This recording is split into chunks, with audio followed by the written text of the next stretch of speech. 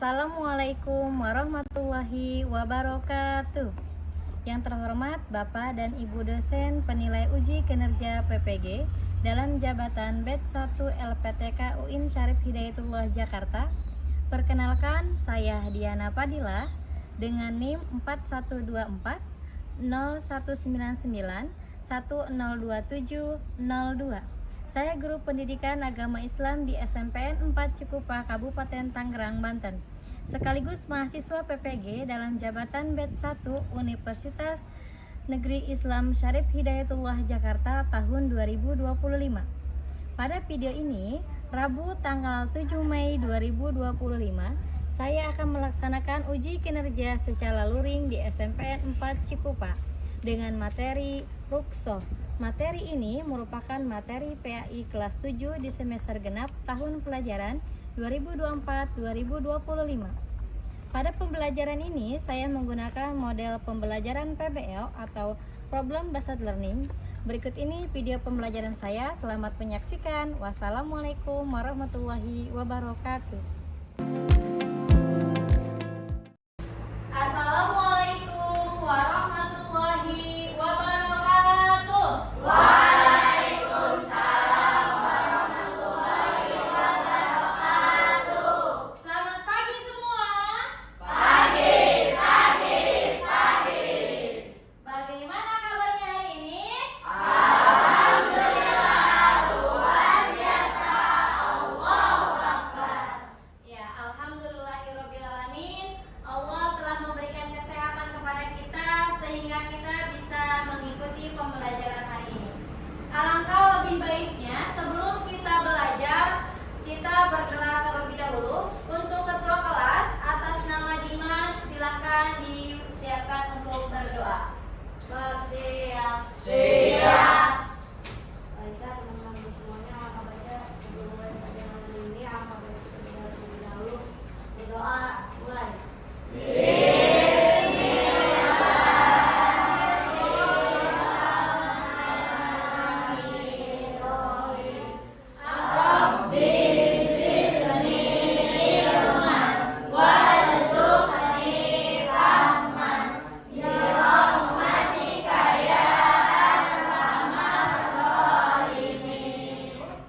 Nah, dan sebelum kita belajar, kita harus menyanyikan lagu Indonesia Raya dulu.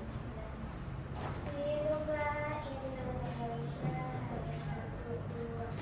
Indonesia tanah airku, tanah tumpah darahku. Selesai, silakan untuk kembali ke tempat. Ibu absen terlebih dahulu ya.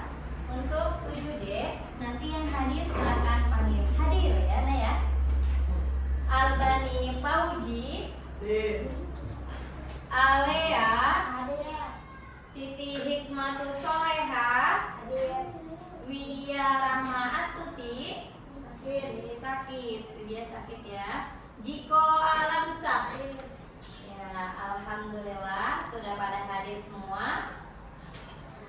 Sebelum kita masuk ke pembelajaran, kita melanjutkan pembiasaan kita, yakni membaca ayat suci Al-Quran. Bismillahirrahmanirrahim. Al-Qari'ah, Mal-Qari'ah, wa ma adraka mal-Qari'ah, yauma yakunun nasu kal farasil mabthus.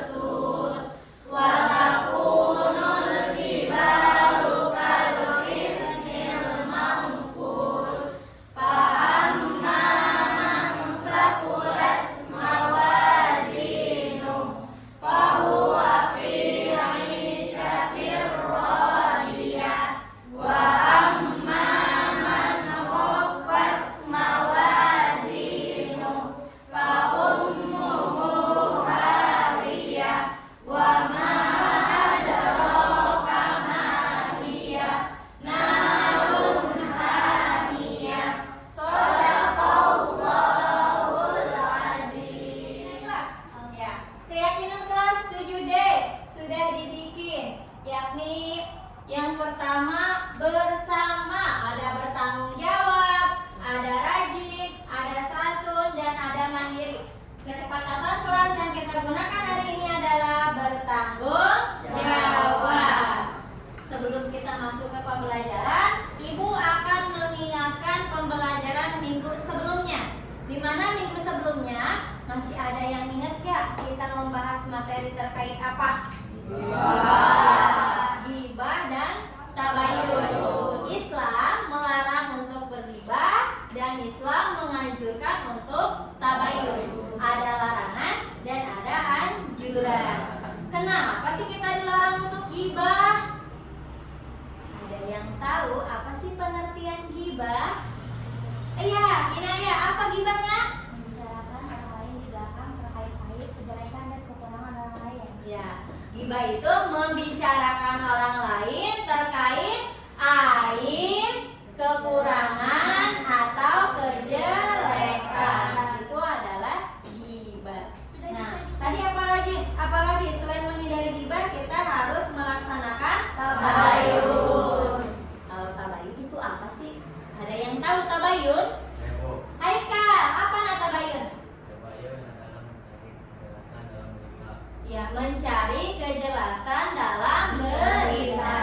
Jadi kalau kita mendengar berita dari orang lain, jangan kita langsung share, tapi kita cari dulu kejelasannya. Maka kita masuk ke tujuan pembelajaran hari ini. Di mana tujuan pembelajaran hari ini? Peserta didik dapat menjelaskan makna ruksah dalam ibadah. Berarti pertama kita akan menjelaskan makna ruksah. Yang kedua, peserta didik dapat membuat bagan atau tabel mengenai contoh-contoh ruksah dalam sholat, puasa, zakat, dan haji. Jadi selain hari ini Ibu menjelaskan apa pengertian dari rukshoh, Ibu juga akan menjelaskan contoh-contoh rukshoh dalam ibadah. Sebelum itu Ibu mau bertanya dulu nih, pernahkah kalian mengalami sakit? Pernah. Kalau berpergian jauh? Pernah. Berpergian jauhnya dari mana ke mana? Dari Tangerang ke Bandung. Ada yang kedua, Ibu mau tanya juga. Menurut kalian, kenapa Allah memberikan keringanan dalam ibadah? Saya Bu, Kenapa deh Pak? agar memudahkan orang-orang yang memiliki uzur atau musyafa dalam menjalankan suatu ibadah. Nah, agar memberikan seperti macam keringanan, agar jadi tidak tertekan atau tidak terpaksa melakukan ibadah sesuai kemampuan. Yang nomor 3, jika ada yang sakit, apakah boleh mereka meninggalkan sholat begitu saja? Ibu tanya, kalau ibu lagi sakit nih, boleh gak sih kita ninggalin sholat? Kan kita lagi sakit. Tetap hukumnya sholat adalah wajib. Nah, sebelum kita melanjut ke materi yang selanjutnya, Ibu akan menanyakan YouTube terlebih dahulu video yang sudah Ibu sediakan. Ini tolong disimak, tolong dipahami. Apa materi kita yang hari ini kita pelajari adalah penjelasan rukshoh dan contoh-contoh rukshoh.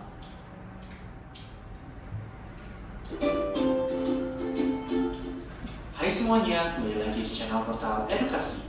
Pada kesempatan kali ini, kita akan membahas rangkuman materi PRI kelas 7 bab 9, yaitu tentang rukhsah, kemudahan dari Allah Subhanahu wa taala dalam beribadah kepadanya. Materi ini sudah kurikulum merdeka ya. Mari kita mulai dengan pengertian rukhsah. Rukhsah secara bahasa memiliki arti keringanan atau pelonggaran. Sedangkan secara istilah, rukhsah adalah perubahan hukum dari hukum asalnya karena sebab tertentu dengan tujuan untuk memberikan kemudahan dan keringanan. Beberapa hikmah dari rukhsah adalah mempermudah pelaksanaan syariat Islam, pembuktian bahwa syariat Islam tidak kaku dan tidak pula ekstrim, menguatkan istiqomah dalam ibadah dan cinta ajaran Islam, serta mendorong sikap saling disiplin dan saling menghargai. Nah, yang Sudah menyimaknya tadi. Sudah menyimaknya?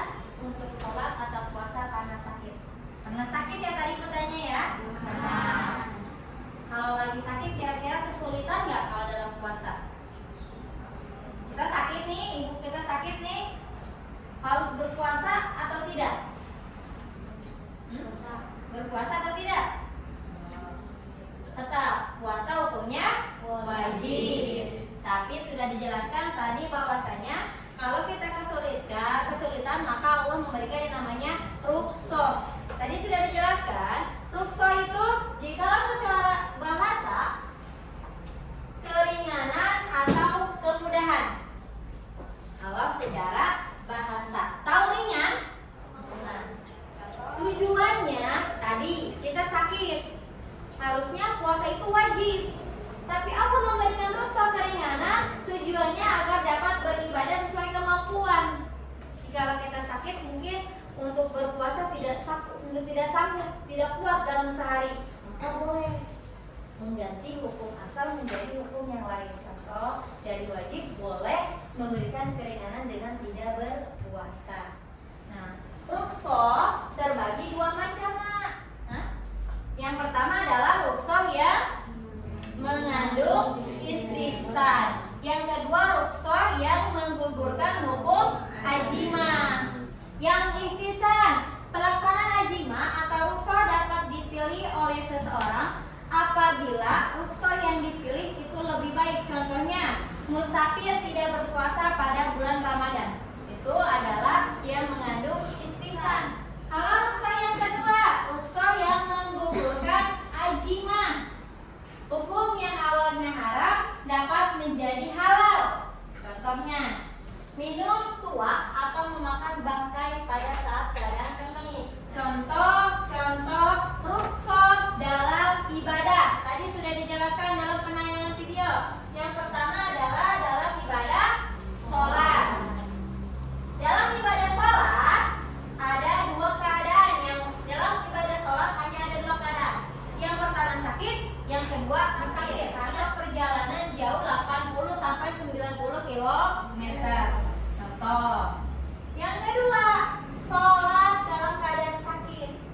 Boleh sholat duduk, berbaring, bahkan dengan isyarat. Maksudnya apa sih, Bu? Nah, sekarang kita bisa berdiri nggak? Sehat. Iya. Kalau sehat berarti sudah hukumnya wajib dalam melaksanakan sholat. Mengalami yang namanya lumpuh kaki. Kalau lumpuh kaki bisa berdiri nggak? Maka ketika lumpuh kaki tidak bisa berdiri, Allah memperbolehkan kita melaksanakan sholat dengan cara duduk. Ingat, kalau memang dalam keadaan tidak bisa duduk atau berdiri, tidak bisa berdiri, maka Allah memperbolehkan yang namanya duduk. Bu, tapi kalau dalam keadaan sholat, boleh Ibu menjelaskan di sebelah sini? Kelihatan? Kalau dalam perpergian sholat itu kita melakukannya dengan sholat jamak dan qashar. Nah, pernah dengar nggak ini? Pernah dengar nggak sholat ini? Pernah? Pernah melaksanakannya nggak? Pernah. Dalam keadaan apa? Hah? Dalam keadaan berpergian jauh. Pernah ya? Kemarin kita melakukan bepergian jauh contoh, maka harus dilakukan dengan sholat jamak dan sholat qashar. Tapi ingat, harus di atas 80 sampai 90 km. Kalau contoh jamak gabung, qashar ringkas. Maksudnya apa sih? Sholat itu ada berapa waktu? Sholat apa aja? Zuhur. Apa lagi? Terus apa lagi? Terus apa lagi? Apa lagi? Subuh. Nah, ini sholatnya bisa digabung. Zuhur dengan asar, maghrib dengan isya, tapi subuh tidak bisa digabung, tidak bisa dijamak. Maksudnya digabung enggak apa sih, Bu? Dalam satu waktu. Nah, itu disebutnya adalah jamak takdim. Kalau zuhur dengan asar dilakukannya di waktu zuhur. Lakukan sholat asar terlebih dahulu sampai selesai. Sudah selesai, kita bangun kembali dengan sholat zuhur laksanakan. Itu disebutnya jamak takhir. Kalau jamak takdim, zuhur dengan asar dilakukannya pada waktu zuhur. Kalau jamak takhir, zuhur dengan asar dilakukannya pada waktu asar. Kalau jamak, Ibu punya tugas untuk kalian. Ibu punya melaksanakannya, isi LKPD tersebut, ya. Tapi kita bagi dulu terlebih dahulu kelompoknya. Kelompoknya kita melakukan dengan kata-kata P5. Ada bertanggung jawab, ada mandiri, ada kreatif, ada kritis. Boleh kalian pilih tema yang mana, kelompoknya boleh memilih. Apa sih, Bu, yang kita harus pecahkan masalah pada saat ini? Ibu minta tolong cari contoh-contoh rukso dalam ibadah. Ya, ini mau kelompoknya nih. Nah, ketua kelompoknya siapa? Mau Deva? Ya, silahkan. Kalau ini kelompoknya Inaya. Kalau ini kelompoknya Dimas. Ini kelompoknya Ramadhani. Ingat, kelompoknya dengan tema P5. Ada bertanggung jawab, ada boleh mandiri, ada yang kreatif. Silahkan. Diisi LKPD-nya secara bersama. Diisi terlebih dahulu nama, literasi. Baca dulu apa petunjuk-petunjuknya.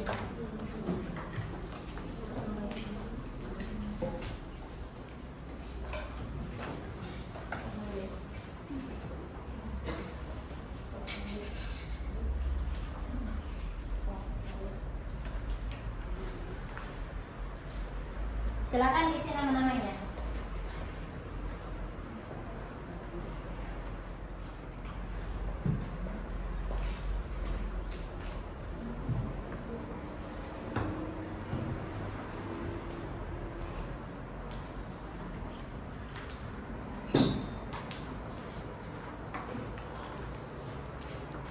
Silakan diisi terlebih dahulu.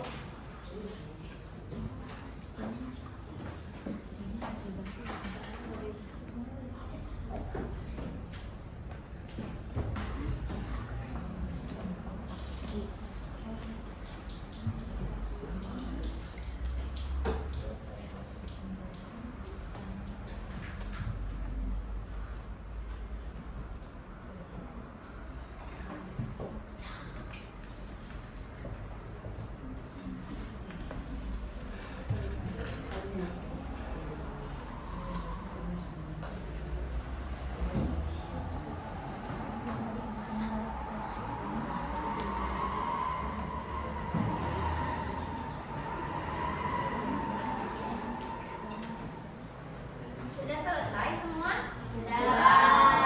Ibu perhatikan kayaknya lemes dari tadi nih ya belajarnya. Udah, diskusinya udah selesai. Biar lebih semangat. Sebelum kita mempresentasikan, ice breaking dulu ya. Tepuk 1. Tepuk 2. Yes. Tepuk 3. Cool. Tepuk 1, 2, 3. Cool. Yes. Cool. Gimana? Semangat kan? Semangat. Nah, kalau memang udah semangat, boleh kita mempresentasikan hasil kelompok masing-masing? Boleh. Siapa yang mau duluan ke depan? Kelompok yang mana? Kelompok Dimas. Ya, kelompok apa namanya, Nak?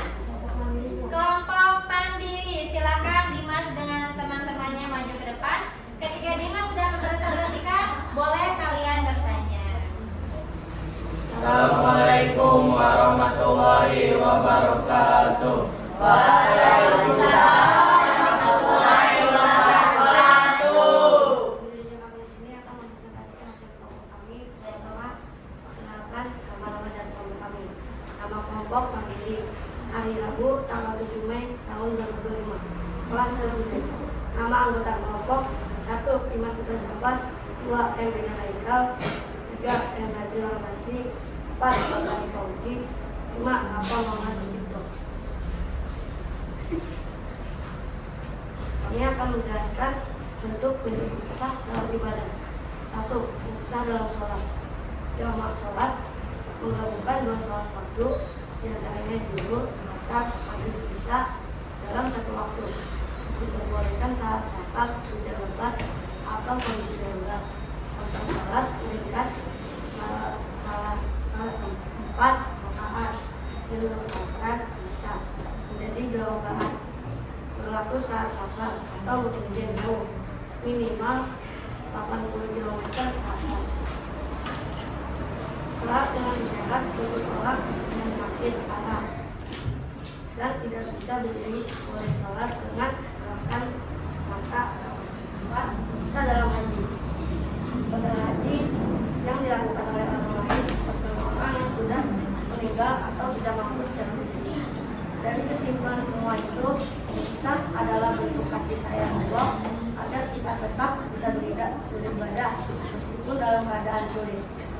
Sampai sini apakah ada yang ingin bertanya? Ada yang mau bertanya? Siapa? Gesita. Gesita mau bertanya apa?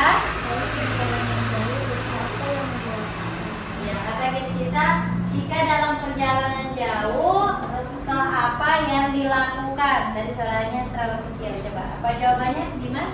Dalam perjalanan jauh, usaha yang dilakukan adalah sholat. Sholat. Ini sholatnya sholat apa? Sholat jamak dan puasa. Iya, jawabannya adalah ketika dalam perjalanan jauh, maka boleh melakukan sholat jamaah dan sholat qasar. Tepuk tangan dalam untuk Allah.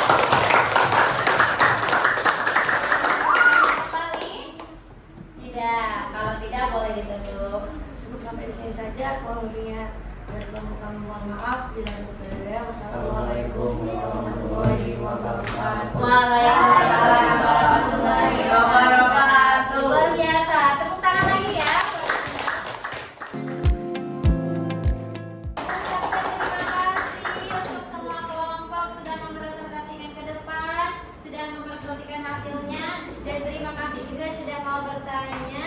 Nah, sekarang Ibu mau simpulkan pembelajaran hari ini, bahwasanya kesimpulan pada hari ini di mana materi rukhsah adalah mempermudah pelaksanaan syariat Islam. Agama tidak menghendaki kesukaran. Agama memperhatikan pelaksanaan amal sesuai dengan kemampuan. Jadi intinya Allah memberikan rukhsah agar kita beribadah sesuai dengan kemampuan kita. Tetapi Allah bukan menyuruh kita meninggalkan. Sekali lagi, Allah bukan menyuruh kita meninggalkan, hanya memberikan keringanan sesuai kemampuan yang disebut dengan rukhsah. Tadi dalam keadaan sakit atau bepergian jauh, atau yang perempuan seperti menstruasi melahirkan, itu semuanya adalah keringanan dari Allah.